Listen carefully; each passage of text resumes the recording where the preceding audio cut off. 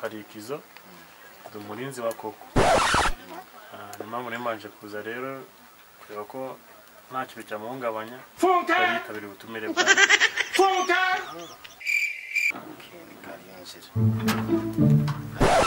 tarinjira ntwaro zemerewe kwinjira mu hano umvikana ko nta cyahungabanya nyakubisha ziri ko nawe nta bamonzirasha nabizera gute se cyangwa nabagenda ntayifite nkabona ndindishiki aramutse neza aramutse namwe muduteye muturuka hese California funka bateye zinga hese funka kiri zose kandi kumaza ibintu byinshi bitari ngombwa kuba ari ibintu ndi gushaka kumva kuduha umwanya uje kuhagekera iwanjye se akanakunda iwawe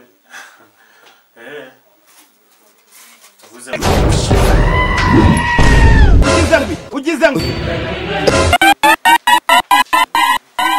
funka what Jesus is Lord hey funka mwana bitese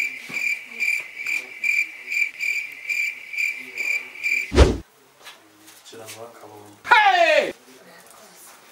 nese ntabwo yinjira hano afite n'akaka na papa nta kijya umubona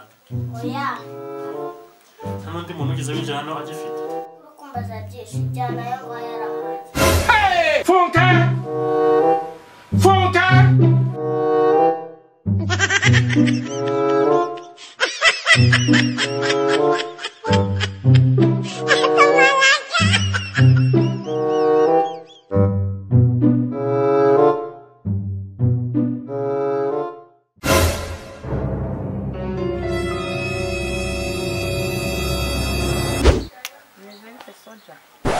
bite koko shama enzi wawe azakazi hatubishije icyuya kabisa hanye ndamwemye ni karibu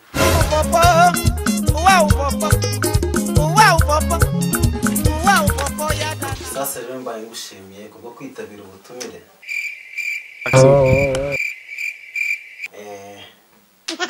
muri rwego rero nagutumyeho gusa turebere hamwe icyatuma business yacu irushaho kwaguka ndetse no kunoza serivisi neza funka funka iki kintu nkemira buriya yama anoza yama kontineri twari twatumye muri Dubai agomba kuza step by step hari ibintu biciye bibaye birebire niba ari ikintu twapanze tukavuga ngo dutumije amakontineri 100 ahana kuvuga ngo hagisena kandi niba ari 100 igomba kuza mu minsi twaritumye bitari ibyo amafaranga yacu yari rero soja nimba twakunye no kujya tubicunga umutekano tukareba ko business yatera imbere yes of course ubwo ni ukuvuga ngo iminsi iri imbere next week tugomba gutumaho iriya kontineri twari twatumye ahubwo tugomba kujya gusinya sheke kuko nanjye ndumva ndaza kubikora nimugoroba ndaguha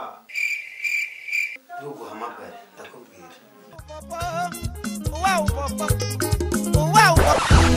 witwa nde uvuye he urashaka iki mu Kinyarwanda nakojeje ngo witwa nde uvuye he urashaka iki kandi bisubize rimwe gusora imbazo rimwe hey urashaka kumenya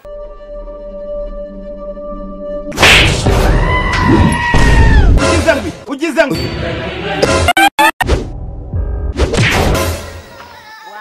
funka funka na ntimutabarara funka